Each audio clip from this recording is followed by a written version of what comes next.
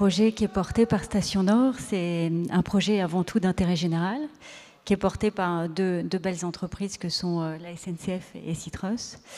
Et sa vocation première, c'est d'améliorer le quotidien de millions de voyageurs de la première gare d'Europe, et donc de pouvoir la désaturer, parce qu'aujourd'hui, pour vous donner quelques chiffres, même si vous la connaissez certainement tous, la gare du Nord, c'est 700 000 personnes par jour. Demain, en 2030, ce sera 900 000 personnes par jour.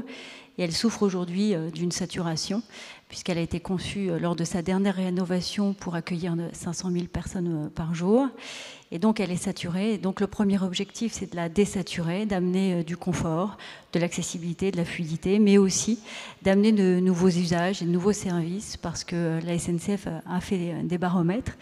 Et on sait que les personnes attendent des nouveaux usages. Surtout que c'est une gare qui a une ambition à 4 dimensions, puisque c'est une gare internationale qui dessert Londres, Bruxelles ou Amsterdam, mais également Lille, Amiens, ou alors d'autres villes comme Bobigny, Sarcelles, Villers-Cotterêts, plus près de nous, et évidemment Paris. Donc elle a vraiment cette dimension internationale, nationale, régionale, locale, et donc elle doit pouvoir être à la hauteur son image doit pouvoir être à la hauteur de ce qu'elle est réellement, la première gare d'Europe qui dessert toutes ces personnes et donc répondre à tous ses besoins et tous ses usages.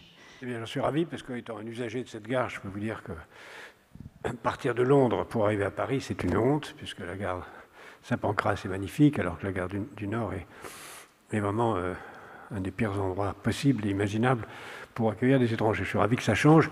Alors, c'est aussi une occasion de dire que nous allons travailler ensemble, puisque l'Institut de l'économie positive va essayer de mesurer la positivité de vos travaux, et ce qui est important pour nous, parce que c'est la première fois qu'on est en situation de mesurer la positivité d'un grand investissement public, et on espère le faire pour d'autres, beaucoup d'autres, puisque mesurer la positivité, c'est-à-dire la façon dont un équipement public travaille dans l'intérêt du long terme, non seulement en termes économiques, mais social, démocratique et écologique, c'est la clé de la résolution de beaucoup de problèmes, pas seulement ceux de l'écologie, mais ceux que j'appelle l'économie de la vie, c'est-à-dire les grands enjeux qui vont permettre de structurer une société différente. Et le faire sur un exemple très précis comme le vôtre va nous permettre de définir une méthode que j'espère on pourra appliquer à beaucoup d'autres d'investissements publics, et je suis ravi qu'on le fasse ensemble.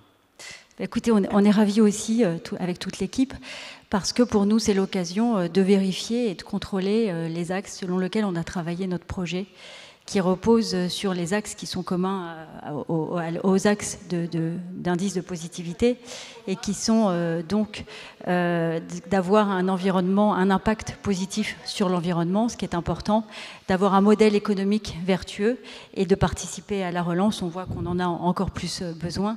Également d'être inclusif, parce que c'est un projet où on a prévu de l'inclusion depuis la conception du projet jusqu'à la réalisation et même jusqu'à l'exploitation. Et puis surtout changer le cadre de vie, la place des gares dans la ville. On peut voir que ça a fait souvent débat et que les gares sont souvent des fractures dans la ville. Or, l'objet et l'ambition, c'est justement que cette gare et ces gares ne soient plus des fractures, qu'on puisse avoir un lieu de vie, puisque ce sont des lieux d'échange, de rencontres, et donc de permettre que ce soit des lieux de vie désormais.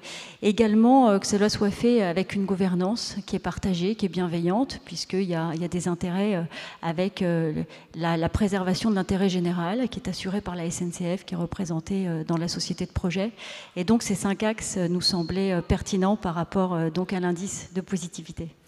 Merci Madame, et c'est pour moi l'occasion aussi de dire un mot de conclusion d'ensemble. Je vous remercie infiniment d'avoir assisté à cela, et d'y avoir participé, d'avoir apporté beaucoup d'idées, d'avoir créé les conditions pour que ça se passe le mieux possible. J'espère que vous en sortirez avec beaucoup de projets pour vous, et que nous nous retrouverons ici et ailleurs dans les années à venir. Merci à tous et à bientôt.